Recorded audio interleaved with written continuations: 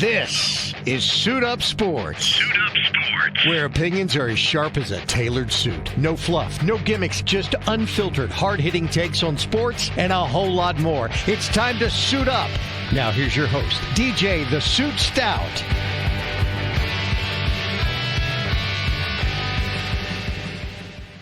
Today's Suit Up Sports is brought to you by Neogenics, Charlotte's #1 when it comes to stem cells and regenerative therapy. I'm not saying that because that's what I'm supposed to say. I'm saying that because I've lived it. So is Frank. Nico over at Neogenics is taking care of us. I've had stem cells in my arm. I've had it in my knee. I've had it in my shoulder. You've had it in your back. Buddy, you ain't lying when you're talking about Neogenics as a life support for us as older guys. Weekend warriors. Yep. If you're looking to, kind of replenish your body and get that 30-something filled back, Neogenics is the place for you. I know a lot of Panther players used it. I used it. Got my lower back done. Yep. And the best thing about them, buddy, is that they will tell you exactly what it is that you need to do, and they might not be able to help you. And if they can't treat you, they won't treat you. That's right. Yeah, and it's any nagging joint pain, shoulder, neck, back, knees, any of those things, they'll treat it. They do stem cells, they do PRP, and like Frank said, they do a lot of athletes from Thomas Davis to Harold Varner Jr. to Matt Doherty, and I can go to Tony Womack, baseball all-star. It works, and they're honest, like Frank said. Some of their competition they'll treat you just to take the money, whether they know it's going to work or not work. These guys are only going to work with you if they know they can help you. 704-727-6551. That's 704-727-6551 or neogenicstemcells.com. You see it on the bottom scroll of our show, neogenicstemcells.com. Tell them DJ and Frank sent you. Check them out, bud. Thank you. Welcome to Suit Up Sports. I'm DJ the Suit Stout. Welcoming back my boy, 10-year NFL vet, Frank Garcia. Frank, how you doing, brother? It's going. I'm doing well. It's been a little bit since we've last done one of these, but I'm looking forward to it. And I know you had a little time in Cabo. You got to get away, and you had Yarbs on Monday. Yeah, I was out of town, so it's good to get back and start get into the meat of the season and talking Panthers. Man, we're here too. Panthers play Cleveland, first preseason game. They've been having the joint practices with the Browns, and the word out of the first joint practice, and I've read the Cleveland media and I've read the Charlotte media, obviously, and everyone seems to be consistent in saying the Panthers won round one of that, that first joint practice. And it looked like Bryce Young had a really good day. It looks like our receivers who, that was always a question mark for us, even when Dan Morgan and Dave Canales came out and said that, they love this receiver room. You and I were still like, I don't know if you love it yet. I mean, Leggett could be really good, and we got to see what McMillan can be, and we know what we're going to get with Adam Thielen, and Coker shined last year as an undrafted rookie. Hunter Renfro's having a great camp. He's a little hamstring issue right now. They're just being safe with. And then Jaycee Horn Jr., who's been electric at FanFest, had 2 touchdowns. So now I'm starting to buy in the hype a little bit. And the offensive line, they said, has looked great. I think Dave Canales yesterday said if he had to pick one position so far that's really looked great was the offensive line, which is great, building off of last year. And then, like I mentioned, Bryce has looked really good. But one thing I wanted to start the show before we dive into some of these players who are looking really good is, they do 7-on-7s and they do 11-on-11, right? And for somebody like me who, I didn't participate in 7-on-7s and I played football, but it was a long, long time ago. Explain to us what that is. Cause they have their pads on and they have helmets on. Obviously they're not hitting, I guess, like they would. They're not sacking the quarterback when they get there like they would in a game.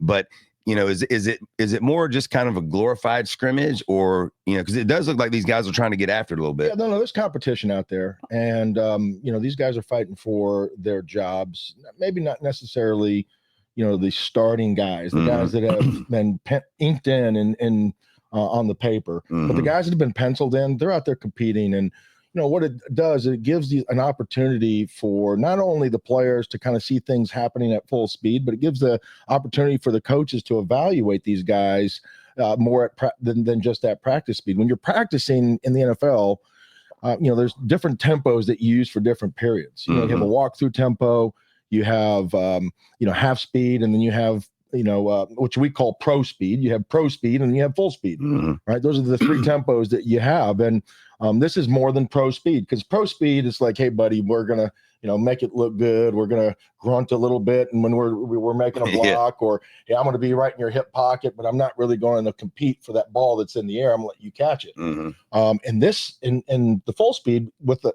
11 on 11, 7 on 7, anything like that, this is full speed. Yeah. There's no tackling, but it's, running routes at full speed where that other guy is trying to drive and make plays on the ball. So any play that's caught, any pass that's caught is simulating, real timing in a real game, for these receivers and the quarterback. Obviously, the windows aren't there. There's no blitzes, things like that. You don't hear the fireworks going off. Yeah. But quarterbacks get immune to those things after a while, especially after they get 5-6 years in the league. But you're not going to have batted down passes. You're not going to have, guys get knocked out over the middle as receivers and safeties coming over to take big shots. So, receivers are going to be a little bit more free to go get the ball until they get popped. And, it used to be a lot different, when you go over the middle, against guys like Ronnie Lott or Atwater or, Ed Reed, you're going to pay. Yeah. Now these guys can do it, and the DBs have kind of taken that aggressiveness away. But that's what it's really about. And going against the Browns, I want to be so optimistic about this team, but I'm trying to be realistic. when it comes to the way I talk about them. Right, my heart tells me one thing, my head tells me another. And what my head tells me is that this is the Cleveland Browns. And, if we are doing better than them. The Cleveland Brown fans probably go, it's the Carolina Panthers. That's right. Well, you're exactly right. I mean, if you're going to scrimmage against anybody to look good, you would pick the Cleveland Browns of all teams to do that. Yeah. Right. So, in essence, what are we? Are we the tallest midget, or are we really trying to get better? Are we really getting better? The thing that I do like is that the Browns do have a good, solid up front seven guys. No doubt. Their DBs are a little suspect, and that's where they gave up a lot of points last year. But their defensive line is stout, and they get after people, right? They have one of the better defensive lines in the NFL. So to hear Canales talking about the offensive line is one of the things that's encouraging. In practice with these practices where you set up with other teams, everything's scripted until you get to these live drills, and then it goes open. But every segment that you have, whether it's 9 on 7, which is 9 defenders, 7 offensive guys, and you're coming up and you're thudding but the blocking is full speed, right? But everything's scripted. I know where that guy is going to be. So it makes it easier for me as an offensive lineman to know that he's not shifting, he's not stunting, they're not running some sort of run blitz or something like that. He's going to be right in front of me. All I have to do is come off and whip him. So that's the part right now that you just want to see, are my guys better than your guys? Yeah. Right. And coaches want to see that too, without having to move and or stunt and things like that. So the fact of the matter that the Panthers offensive line up front, that's one of the strong points. I don't think the Panthers are going to have much trouble scoring points. Yeah, I agree with you. It's going to be more on, are they getting the ball in good field position? Is the defense getting off the field and putting them in some 3-and-out position? Which they struggled with last year. I mean, so in order for me to score points, I have to be on the field. Yeah. Right. As an offense. Yeah. Defense can score points, but this is not that type of defense. So, I need to be in good field position opportunities where I'm going to have multiple. And that's what the defense provides most teams in the NFL, because it's got to the point where we're going to play soft because the rules, dictate that until we get to the red zone, and everything's going to get a little bit tighter.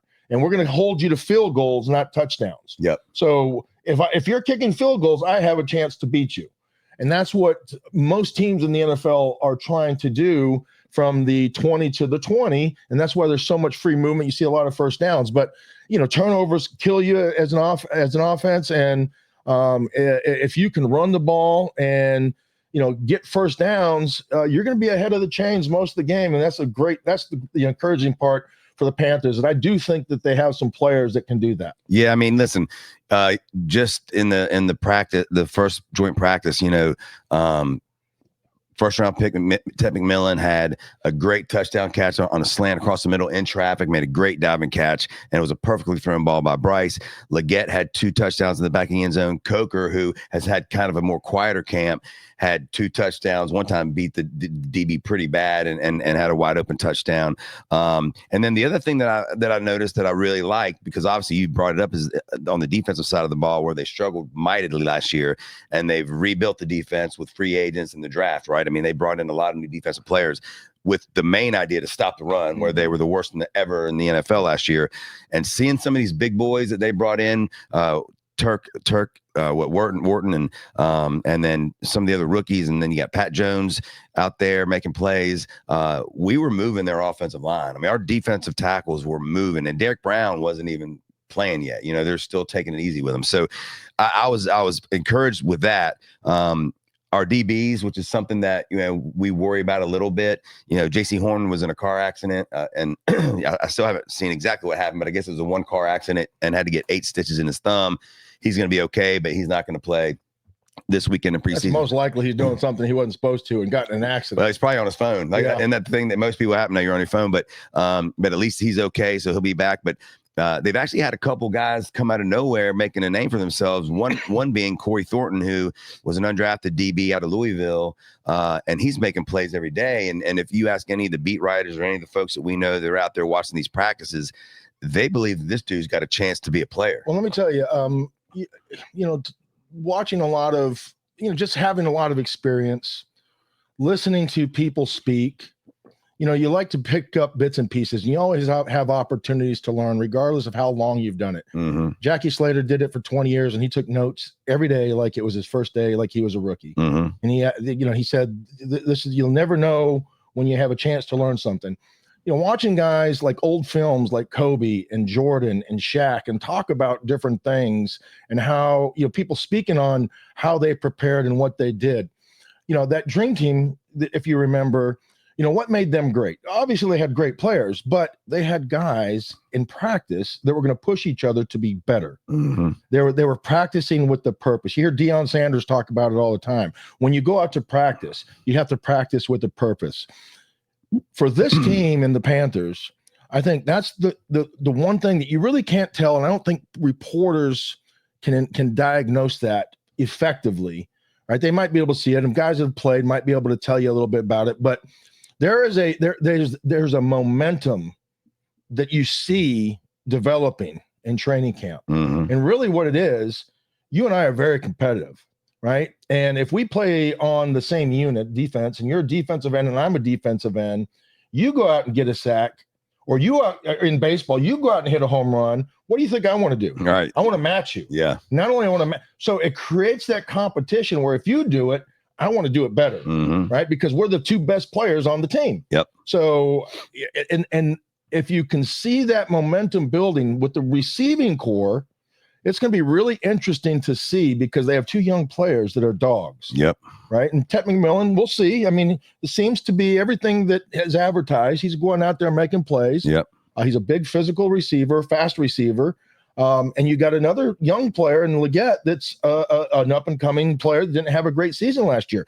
You have a guy pushing him now. Yeah. Right? And now that you're pushing each other, it's very similar to when I played with the Panthers back in the 90s, in 96, when Kevin Green and Lamar Lathan, salt and pepper. Mm-hmm. One guy got a sack, the other guy wanted to get a sack. Yeah. And it became contagious. Yep. And those contagious moments start filtering in to the lower half of the team, and it brings their play up because they want to be a part of it. Yep. You know what? Those 2 guys at top, they're not going to let you slack off because they feel like they have something. Mm-hmm. So this team for the Panthers right now, that's the thing I'm really interested to see. The competition. When I went from the Panthers, we were okay. We were really good first couple years, but everybody was competing because we were such a new franchise. Yep. We didn't know. We wanted to start. We wanted to play. We wanted to do well. And practices were harder it's just as hard as the game. Yeah. When I went to the St. Louis Rams and I was playing with the greatest show on turf that we went to the Super Bowl with, and I was in that huddle, I remember walking out of practice, the very first couple of practices we had, and like, oh my gosh, the speed and the tempo in which these guys practice at is faster than anything that it had ever done with the Panthers, right? The way that they prepared each and every day.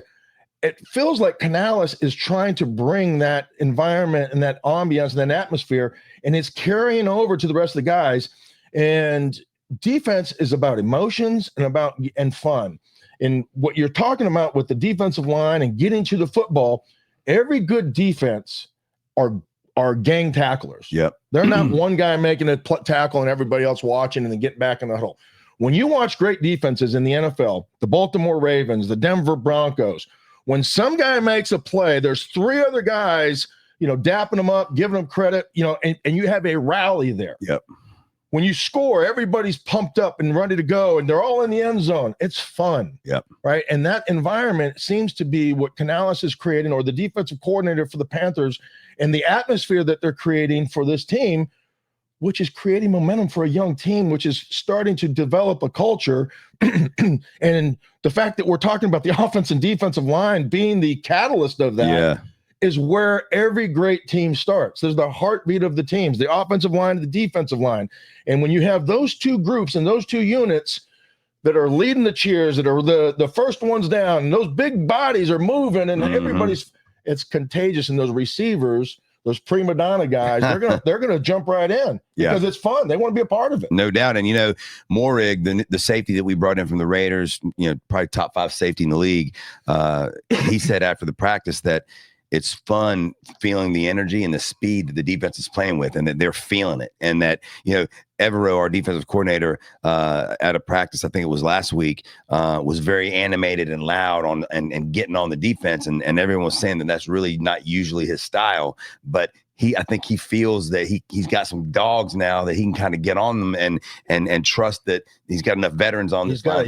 He's got a lot of young players that he can mold into being the type of player that he's looking for to fit this system, right? And that's what's encouraging. You have veteran players that have bought into this, right? And they have to be the ones that are relaying that message from the coach to the player, right? There's that, that kind of chain of command. You got that line, you got the coach here, you got the player here, but this player, the best player, has to mirror what this coach is saying. And when you're mirroring that and that message is being trickled down to the rest of the group, that's when you have a Tom Brady, Bill Belichick situation. You have smoke and fire. Yeah. Right. So that seems to be what's going on. And every unit, every position group typically has a guy that is going to be that. For just probably Jaycee Horn. I'm not surprised. I'm a little disappointed that he's not practicing, because he could be that guy very easily. But it sounds like it's Morwig for the safety for for this team. Yeah, and Horn, who had been practicing, having a great camp, some great matchups with Leggett and with McMillan. They say that it's nothing serious. So I would guess that if it was, and stitches in his thumb as a DB is not ideal, but you wrap it up and you play football, they're just going to be safe, so he's ready for the first game. They're erring on the side of caution. Correct. Now, one of the things that you and I talked about a couple weeks ago was we both wondered, was Canales going to be one of these coaches who is stubborn in his ways, or is he going to be one of those coaches who learns as he goes and not be afraid to change something that maybe he had done previously? And what we were referring to was last year, not letting the starters play in preseason that much. They didn't even play, I don't believe, at all in the first 2 games. And then they played a series in the third game. And it was more of Bryce Young coming off of a well below average first year. He needed the reps with a young offense and a young coordinator. That's what was so discouraging about them not playing in the preseason. Yeah, with a new head coach, with another new offensive system, which was his third and not even a year and a half, brand new offensive line, basically. He's not Tom Brady back there that's had 10 years in the same coordinator, and could call the plays better than the coordinator. Right. And so we thought it was a mistake not letting them play more last year. No, we didn't. I knew it was a mistake. Yeah. I said, that is a mistake when it started happening. Yep. And I don't know if we were doing a podcast at that point or not, but I specifically pointed out, there is no way that you, as a coach, you cannot see what that guy's doing under fire. He hasn't earned the stripes yet to be a Tom Brady. Yep. If it's a Tom Brady, a Drew Brees, one of those guys that have earned that, they could be the offensive coordinator better than the coordinator. Yeah. Right. So they're telling the coordinators what to call. Yep. Bryce Young was still in his infancy stage and still crawling. Right. You can't let a baby dictate to the parent what's going on. Yeah. And plus just learning how each receiver gets into their breaks and all those things. And so young. And it showed, look, mistake. First pass of the year, I believe, was an interception by Bryce against the Saints. And then the offense started off horribly to the point where he got benched. Well, Canales comes out late last week, early this week, and says starters are going to play, and I give him credit for that. I mean, you and I both said that if he makes that change, that's going to be a check mark for him, because it's going to show he's not some of these coaches that are stuck in their ways, and they're going to play at least, he said, 8 to 12 plays this game, next game, and then third game probably not at all, but at least we're going to get to see these guys play, and I want to give credit to Canales for doing that. I like Canales. I do too. I really do. I don't think he's one of these stagnant guys that we've had in the past that are unwilling to take risks. Yep. Every head coach the Carolina Panthers have had since the existence of this organization has been what? A defensive-minded coach. Yep. Right? They've always played conservative. Everybody's going to say to Ron Rivera, they're going to give him credit, call Riverboat Ron. No. Yep. He had Cam Newton. Yeah, and he didn't become Riverboat Ron until he was on the hot seat. He knew where he didn't do that. And we love Ron, he was forced to. And then when he was once he got coach he started, becoming more of who he was. Mm-hmm. Right? When they say a tiger doesn't change its stripes. Yep. So defensive coordinators, by trait, by character, are going to be conservative guys. They're going to punt the ball. They're going to play field position, and they're going to lean on their defense because that's what they're comfortable with. Yep. Offensive-minded guys are going to take risks. They're going to take chances. They're going to go for it more. They're going to play more analytics. They're going to throw the ball a little bit more. They're going to throw the ball downfield. They're going to try to win with what? They're offensive guys. Mm-hmm. And this team is an offensively built team where this is right now it is anyways the strength of this team. Yep. If Bryce Young can go out there and do it, but that's the trust.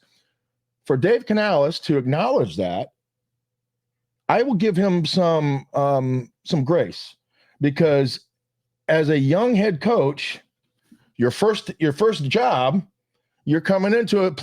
I don't want to screw this up, so I don't want to say he was coaching scared, but he didn't know what he didn't know. Yeah, he was learning. I mean, he was learning on the job. And you know what? It's not about failing. Because there's really no such thing if you learn. Mm-hmm. You didn't fail if you learn, right? You fail if you quit. Well, that's the only time you fail. You learn through adversity, and he had plenty of adversity. That's right. From benching Bryce Young to bringing him back a little earlier than he thought to and sticking with him from at least what we would see. And Bryce said the same thing behind closed doors, but continuing to give Bryce confidence. And then we saw this Bryce the last 10 games of the season where his numbers were much better. He was in top 5 in the league and downfield, all these different things that we're really hoping continue into this year. And what I'm excited about is not only because he has more weapons now, because we also have two tight ends that, Mitchell, the rookie out of Notre Dame, has looked great in practice. Jaycee Sanders, the rookie that we drafted last year out of Texas. Well, the kid from Notre Dame, a lot of people are saying might be probably the steal of the draft because of what he's asked to do for this team. Not only is he going to be a good, steady target in the red zone where he's a big body against a small body, but he's a heck of a blocker. Yes, he blocks. And then Jaycee Sanders, the rookie tight end last year, who had a good year until the concussion, he comes into camp about 25 pounds lighter, looks like a receiver out there, and he's making play after play. So I think offensively now, if you're Canales, you're going to feel like you can try a few more things. You can work some things into the playbook that maybe you hadn't before.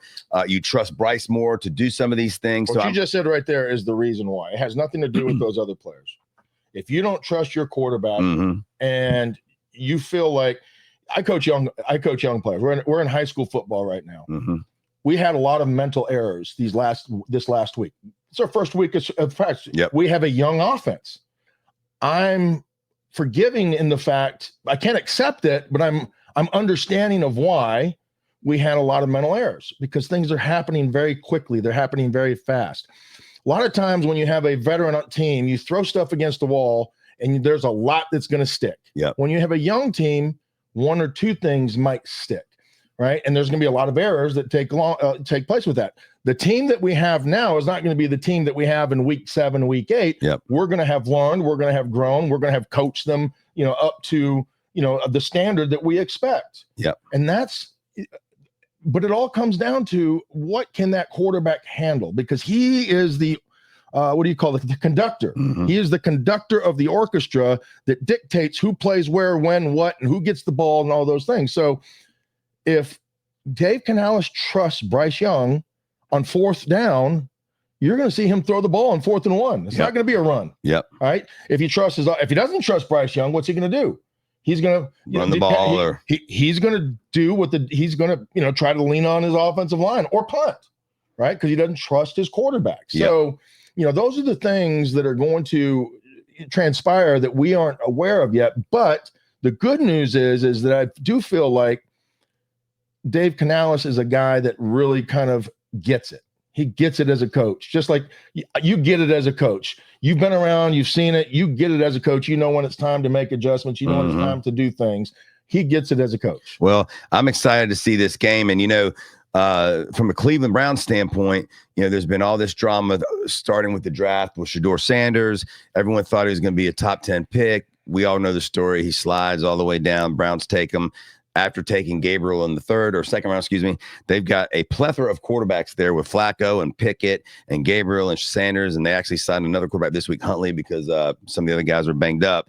And Cleveland announces that you have a team full of quarterbacks, and they're all hurt. Yeah, so you have to sign another guy. Exactly. You have 5 quarterbacks on this team. But it worked out good for Shedeur as well as Panther fans, because we're going to get a lot of national light on us for this game because Shedeur is going to start. And, he's not going to have all his first team guys out there. And the Panthers defense isn't going to have all their, like Derek Brown won't play. And there'll be several guys that won't play. And they're only going to play for a little bit. But I'm excited to see him play, number one, because he's going to start. He's starting the game against the Panthers. Over Gabriel's hurt. Gabriel. Yeah, Gabriel's hurt. Gabriel. So he's not. So they're going to play him first. And then I think Pickett some and then Huntley some. But I'm excited to see him play because, we talked about Shedeur. I know people who got tired of talking about Shedeur. But I was a fan. I watched every one of his games in college. I enjoyed watching him play. I think the kid could be a good quarterback in the NFL. The off-field stuff and the way he handled his interviews with the NFL teams is what made him slide. The way that he was, listening to headphones while he's talking to a general manager and bringing all of his crew in there and playing video games on his phone, all these things that were reported. But since he's been on the Browns, all the reports out of there is that the kid's the first to practice every day. He's working his butt off. He's had flashes. Yesterday he only got in for a few plays. I think he's 1 for 3 passing against the Panthers. But I'm excited to see him play and see what he can do.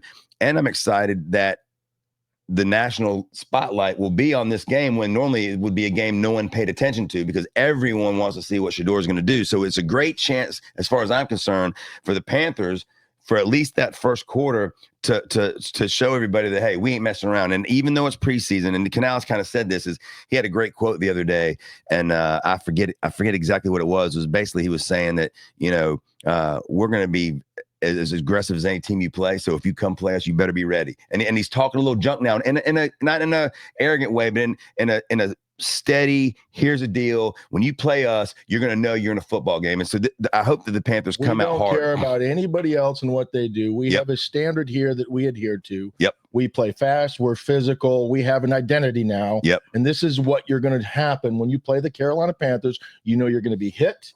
You might be helped up. Yep. But you're going to be hit again, and you're going to be hit again, and you're going to be hit again. Yep. And we aren't going to stop hitting you until either you tap out or the clock's hit 0. Yep. Right. And that's the way that he is approaching this. Right. And there's nothing wrong with sending that message to everybody else. That's my point. Right. Yeah. There's nothing wrong with that. That's not braggadocious. That's confidence in what you're doing. And it's building your team's mindset. When the players hear the coach talk like that fires you up a little bit. And that makes you go, you know what? Okay, I can play with my hair on fire a little bit. And maybe I'm going to make a mistake. Maybe I'm going to overrun this, or maybe I'm going to miss a tackle here. Maybe I'm going to jump off sides because I'm so eager to get to the quarterback, whatever the case may be.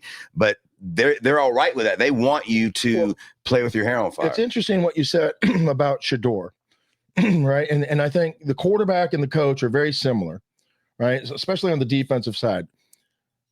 When you have a guy that you're willing to run through a wall for because you believe in what he's doing, You understand how he prepared you. Mhm. You have the confidence that he's going to put you in the right position. All I have to do is go out there and make plays. When you believe in that, right, it's going to make me play harder. It's going to make me play faster. It's going to make me commit and sell out, right? When I believe in the guy, when I believe we have a chance to win, you're going to see players play a lot harder. When I don't think I have a chance to win, and I don't think that you're committing as much as I am to this, I'm not going to sacrifice for you if you're not going to sacrifice for me. Yep. Right. And that's the mindset of any player within a team, right? For Shedeur, what's interesting is what's going to be interesting to see. It's regardless of whether everybody in the NFL can play. Yeah. The question is going to become is that do the Browns and the receivers and the offensive line believe that Sanders is the best quarterback? Because if they do, they're going to play harder for him than they would for Gabriel, or they would for Pickett, or they would for Flacco, right? So it's going to be interesting to see, it's not whether we think, it's how this team responds to him as the starting quarterback, because everybody can play. Now, he might be behind with blitzes and things of that nature, and it's going to be very vanilla, right? Because there's not going to be any schemes and disguising on the Panthers side. There's no game planning. Yeah. So he's going to look a lot better now in the preseason, where you've seen guys just go light it up, versus when now I have to start thinking. Yeah, and he's gonna be without his best two receivers. Judy's not gonna play, and I think a couple of other top receivers won't play. But nonetheless, this is a great. Any receiver he has on that team is gonna be better than what he had in college. Oh, well, yeah, you would think so, except for maybe Jaycee Horn Jr., who's been great for the Panthers so far, and I'm excited to see him play. Let me ask you this. When you have these joint practices, right, so you the first few weeks of training camp, you're beating up against your buddies, right? Every day you're going up against the same defensive tackle, and it gets monotonous and whatever. And then you get this new team, new blood comes in here, and now you can kind of start forming your team, because now it's us against somebody that we actually want to knock the crap out of, and you beat heads with those guys for a couple of days, and now you're coming in the scrimmage, against the Browns, or the first preseason game. Is there chippiness that carries over from those practices into the game, or is guys just trying to survive? Well, it's funny because it's just that's a character, that's a unique thing for each individual, how they prepare for those things, right? But I think as a unit and as a team, the tempo actually absolutely picks up. When we're playing everything's so scripted. I get tired of hitting you. You get tired of hitting me. I give you a shove. Oh, there's that asshole Garcia again shoving me. Yep. What are you going to do? You're going to shove back. You're not going to stand for that. Yep. Right. And I'm going to shove you back because you shoved me. And then it's going to turn into a fight. Yep. Right. And that's what you see start happening at the end of training camp, and why it's time for training camp to be over, because we start fighting each other more than right. Well, did you see what happened with Vrabel and the Patriots yesterday? Vrabel, who I love as a head coach, and I think the Patriots are going to be actually a good team this year, but Vrabel yesterday in practice, they were running back and another player got in a fight, and they go down to the ground. Vrabel jumps in the middle of it, tries to break it up. It's this big brawl. He's trying to break it up. Other players are trying to break it up, and Vrabel comes out of the pile bleeding in the face. And first of all, I'm thinking, all right, Pete Carroll's not doing that because he's 70-something years old and he'd break a bone. Just as good a shape as he's in, by the way, Pete Carroll is, but Vrabel's a dog, and he jumps in there because what you're talking about, the Dallas Cowboys, Schottenheimer, their new head coach, they were having so many fights every day. He just canceled practice in the middle of it and said, "You guys want to fight? All right." And he made them do sprints for like 30 minutes, which the players hate it. And then I think the next day they went back to fighting. So that's my point, is when you finally do get against somebody that's not your own blood, right? I could not play for a coach that didn't have Vrabel's mentality. I couldn't. I could not play. Well, I wouldn't be able to commit, because I think that asserting your alpha is a big part of playing football, at the highest level. It may not be in high school, and you don't want guys to get hurt. You don't want guys to be stupid, but chippiness and having a little, swagger. Yep. A lack of saying, being a little bit of a arrogant, cocky, all those things. Being a little bit of an asshole, right? Yeah. Being a little bit of a jerk, being a little bit of a. You have to have guys like that, and you have to have guys who are going to respond to that, because you're going to get hit in the mouth. And what happens when you get hit in the mouth? Better hit back. Duck away, or do you fight back? Yep. Reminds me kind of what happened, at one rally when somebody got shot in the air. Did he tie and buck away, or did he stand up and say, fight? Yep. Right. Those are the leaders that I personally like to play for, and men that fight for this country, that play that game, that have that type of mentality.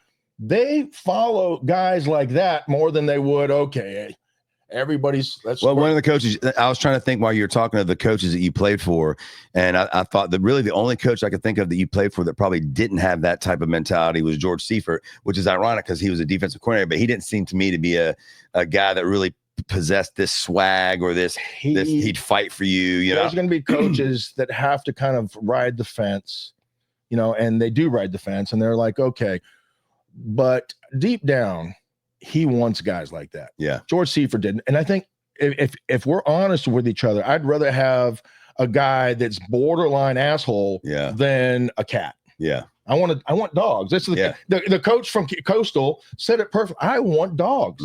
I need dogs. Dan Morgan, that's what he's been saying. I need guys that are going to bark. Yep. Not meow. Yeah. Right? Yeah. So and Dan Morgan said the same thing. I mean, when he took over as GM, he goes, we're going to get rid of guys that aren't dogs.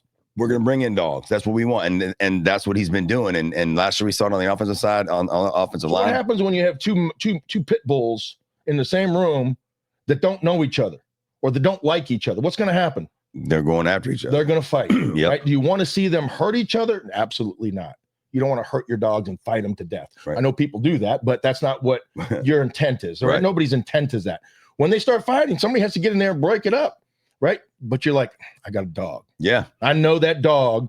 If somebody broke into my house, is going to be life on the line for me and my family. Yep. Right. That's the type of dog you want. Right. And that's the type of dog that we look for as coaches, or we look for as players, that I'm going to say, you know what? I got your back. We're going to go arm to arm, and we might be the only two MFers in this alley, but we're finding a way to come out on the other side. Yep. Whether it means we're going to limp out or we're going to crawl out, but we're coming out. Yeah. Right. And that's the kind of guys that you're looking for. When you've told me this story before, and I think the viewers will dig it.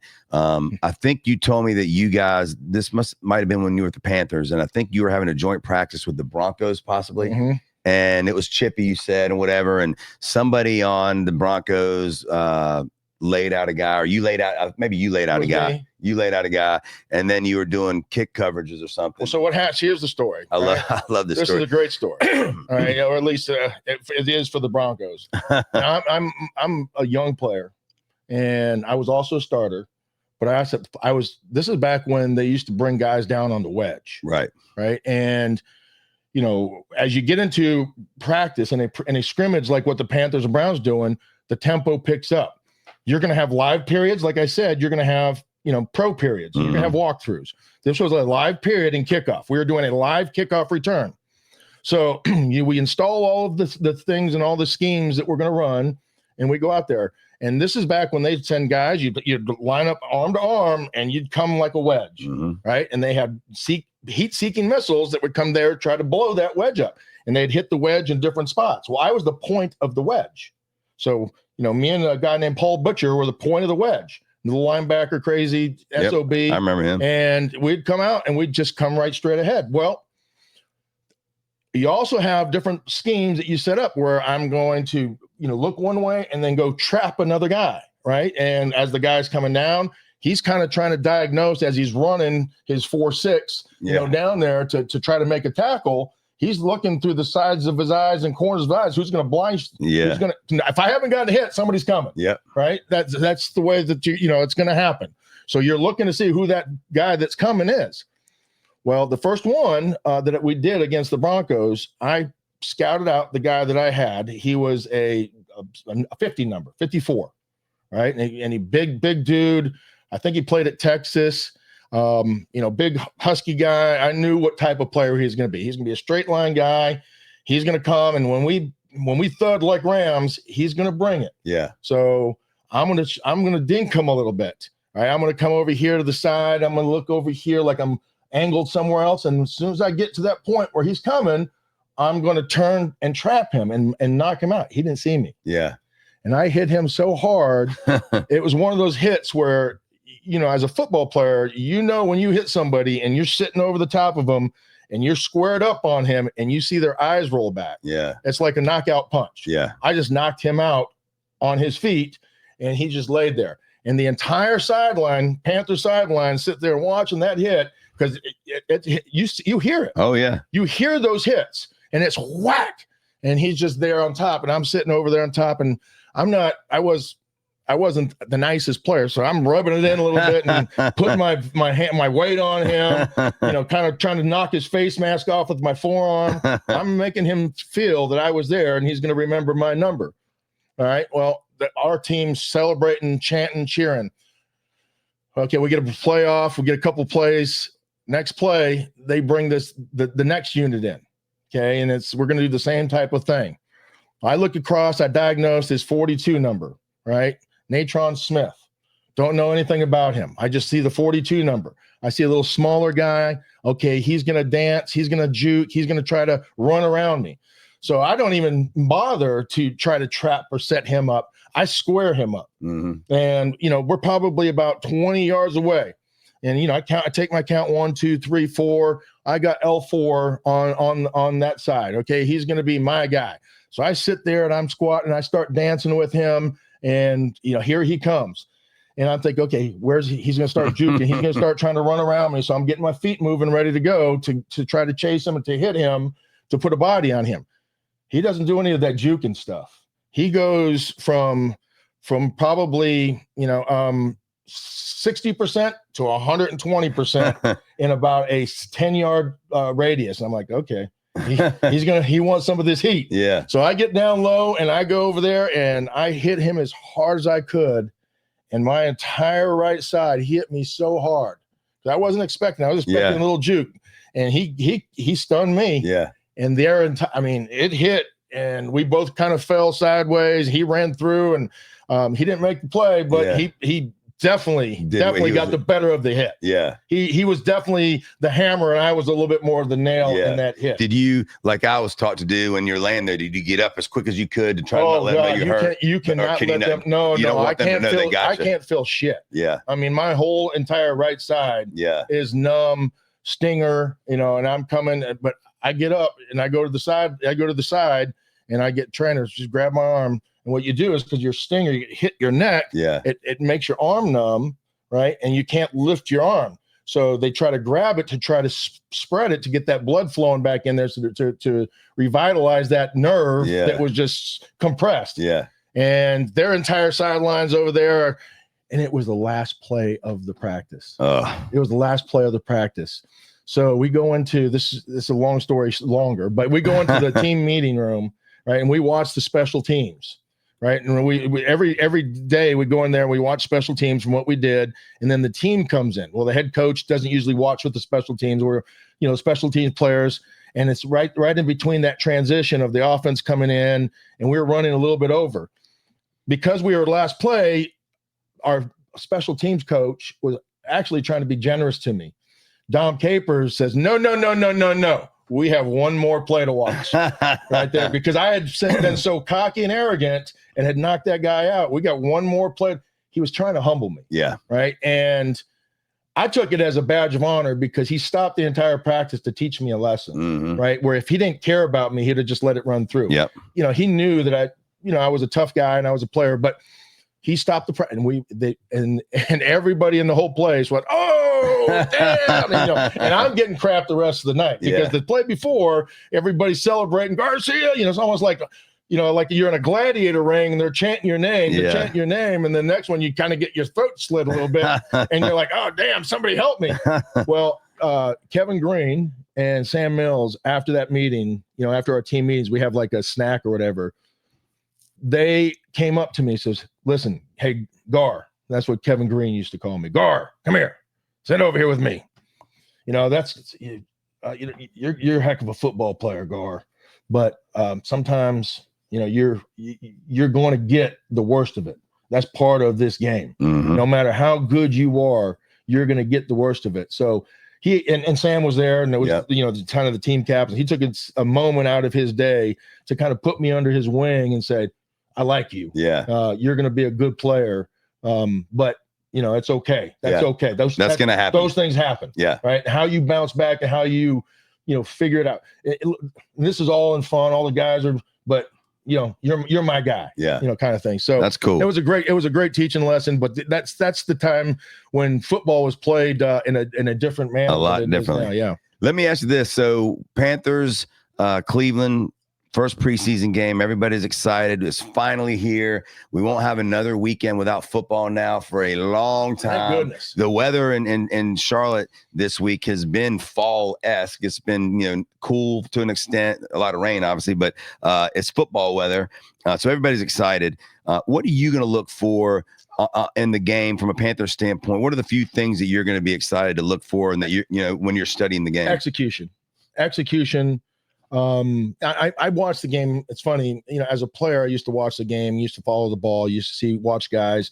You'd watch an individual player, you'd pick out who you thought was the best player, and you'd watch what he did, and you try to learn from that. You try to grab something and incorporate it into your game. As a coach, you watch things, a little bit different. You watching scheme, you're watching organization, you're watching management of how are they utilizing the clock. What play calls are they using on second one? Are they taking chances, or are they just trying to get first downs?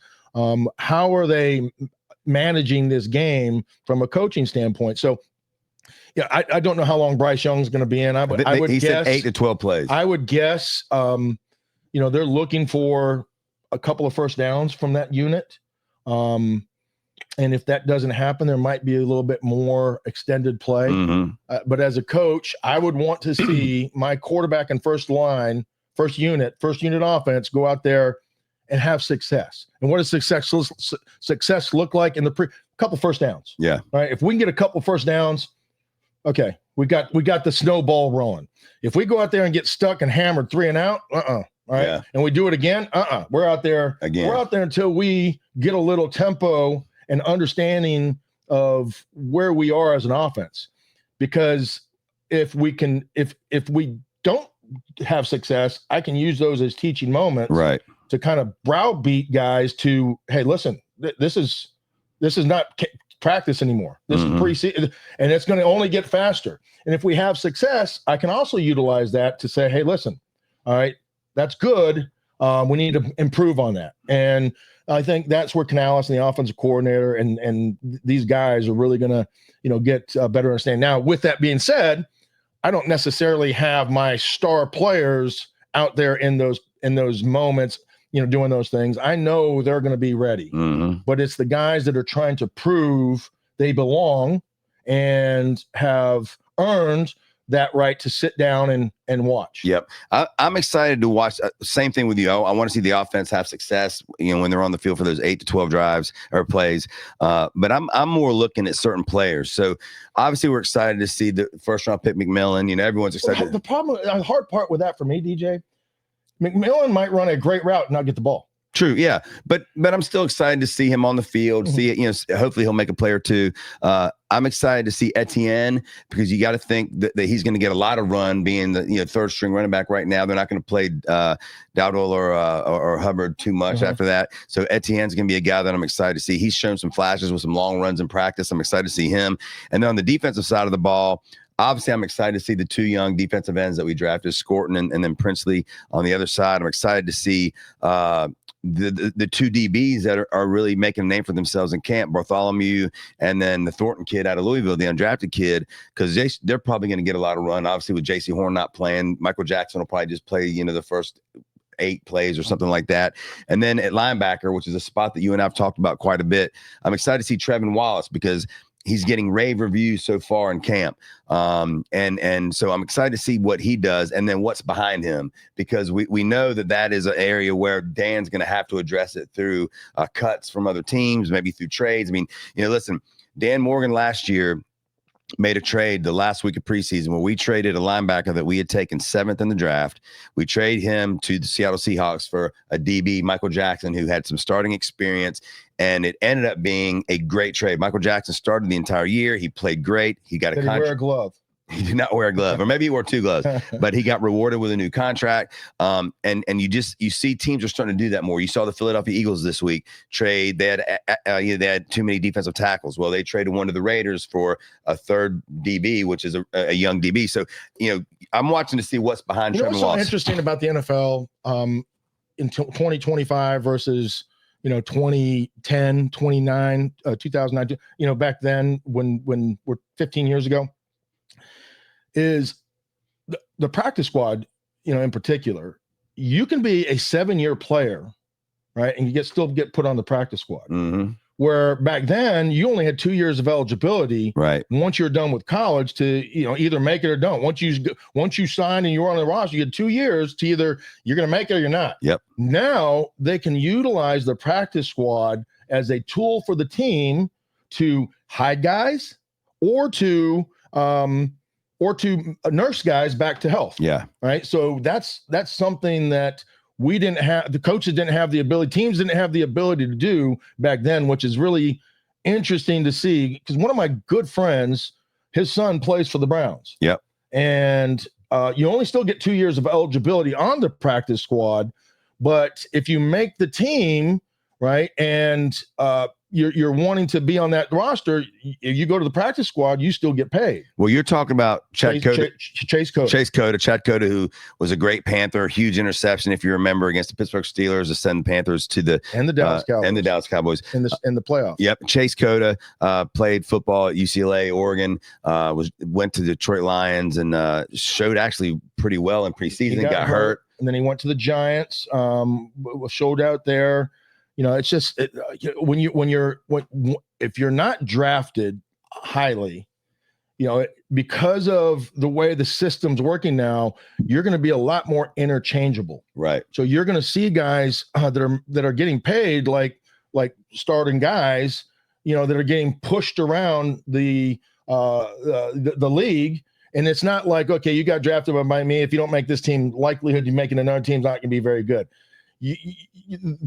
These are auditions for these players, and it's not just the Panthers. You're auditioning for 31 other teams. Absolutely. When you come, because of the way that they're able to utilize that practice squad. So for Chase, he went to the Lions, then he went to the Giants, and then he kind of floated a little bit during the season last year because he was on their practice squad, still getting paid.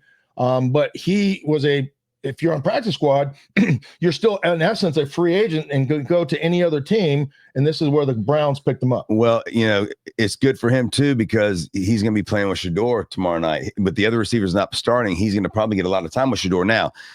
Hopefully Shedeur gets him the ball and hopefully plays well. But because the spotlight's going to be on Shedeur, if Cota makes some plays, or any of the receivers for that matter make some plays, the light's going to be on them a little brighter because of Shedeur starting the game. So I hope he kicks butt. And look, like I said, when he was in preseason with the Lions, he had a couple touchdowns. Yep. Dropped the pass, unfortunately.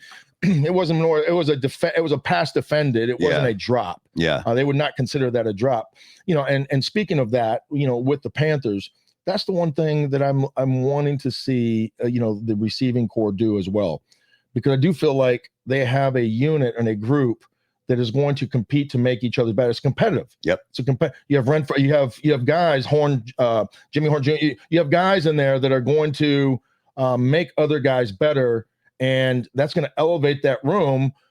And I want to see guys. I want to see Leggett catch the ball. I want to see him drop it over the middle when he's wide open. Yep. I don't want to see him hit it in the hands and knock it down. Yep. Right. And when you have other guys that are competing against you that focus, because that's all that is. He can catch the ball. He has huge hands. He can catch the ball. He's done it all his entire life. Why is he dropping? He's not focused. Mm-hmm. He's focused on the wrong things and running versus catching the ball, tucking it, and then going after that. When you have guys that are competing and they're doing the little things like that, it's going to make him focus to do those things as well. There's another guy, and I'm forgetting his name right now, but he's a receiver for the Panthers, kid out of Stanford. He was on the Redskins practice squad last year and showed well when he did get to play. And he's having a great camp. He had actually a touchdown yesterday to end the practice. I can't remember his name, but a kid out of Stanford that I'm excited to see what he does, because again, he's going to get a lot of playing time when the first unit goes out. I'm excited to see him. And then, not that this is something exciting, but the Panthers have a kicker battle going on. and you know, please don't tell me you're watching the kicker I'm not battle. watching it. I'm just hoping. Anytime people on the radio say I'm interested in the kicking battle, Yeah. I mean, you got two nerds over there. I'm not interested in the Nobody battle. cares about I'm kickers. just hoping that one of them make a kick so that when we don't have to worry about that all year You don't long. have Panero still? No, Panero's gone. So they brought in the rookie from Florida State who didn't miss a kick last year, right? And I just jinxed him. Great. Yeah, probably. And then they've got a veteran in there with them too. But I'm not worried about watching it. I just hope one of them can kick, because the last thing we want to do is finally have a good offense and we can't hit a field goal, we can't hit an extra point. Well, you're gonna see right away. I mean, you can tell when a kicker has pop in his foot, right? And that ball just jumps off of there. Yep. And you can't explain it. You don't know why, but it has a different sense. It's like hitting a golf ball. Yeah. It's like hitting a golf ball with the driver. When a guy, or a baseball with the bat, right? Yep. When you hit it, you're like, it turns your head like, where did that come from? Yep. It's like one of those exploding golf balls that you take to the first tee, never hit a ball that hard, and makes everybody go, damn, where did that come from? Yeah. Right. So, you know, you'll be able to see which guy has the leg. Now, whether he's accurate or not, you know, is going to be a thing, because we've had some really good kickers with great legs, like Butker. We had Harrison Butker, if you remember. Yep. You know, we've had other good kickers. Graham Gano that went to other teams. He ended up coming back. So you'll be able to tell right away who the clear-cut winner of that is. I just, like I said, I don't care who it is. I just hope that is not something we have to worry about all year long as a kicker. So I hope one of these two dudes just make their kick, so we at least got a kicker. Well, we'll be looking forward to watching that game tonight. Browns take on the Panthers, first preseason game, Bank of America Stadium. Weather looks like it's going to be decent, so I think there's not much of a chance of rain. And here's the thing. So just for everybody listening, be very cautious of how you look at these preseason games, because I've been on teams that have been 4-0 and have won 2 games or 3 games during the entire season. The Arizona Cardinals, we went 4-0 in the preseason, didn't win a game until like week 8. What was it? The Buffalo Bill teams that went to 4 Super Bowls, I think, went 0-4 every single time. Right. Yeah, so don't put a whole lot on it. Although I do think for a team like the Panthers that's so young, you can take some positives from it, whether they win or lose. Well, that's the key. It's kind of like the Hornets, right? You're trying to develop with a young group winning. Yeah. Right. In order to do that, you have to see success. You have to see winning. Yep. And you have to win at everything you do, whether it's in practice, whether it's a play, whether it's, you know, tiddlywinks, whether it's chess. You have to try to create that environment for those players. That was what was so encouraging about the Hornets in this preseason is that they won the summer league. Right.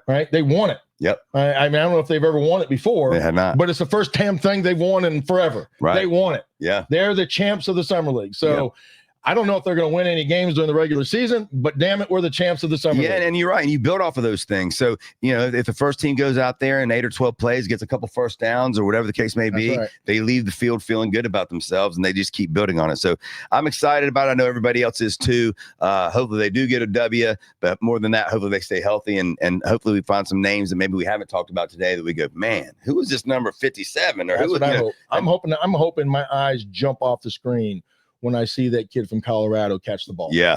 Because when I saw Tyreek touch the ball for the first time, you see Devin Hester, you see guys like that touch Steve Smith, you see guys touch the ball like that for the first time, your eyes jump off the screen. You're like, okay, we got something. Same thing when I saw Luke Kuechly play in his first game. He shot through the line like a cannon. I'm like, who is this guy? Right? And my eyes jumped and then he made an interception. Then he made another play. Then he made another play. Yeah. Right. So hopefully we have a Steve Smith on this roster somewhere that we're not talking about, or we're talking little about, not enough about. Yep. And hopefully we have a lot of Luke Kuechlys. Let's hope so, because that's the position of need for sure. We'll see you Monday. We'll recap that game and a whole lot more. Have a good weekend.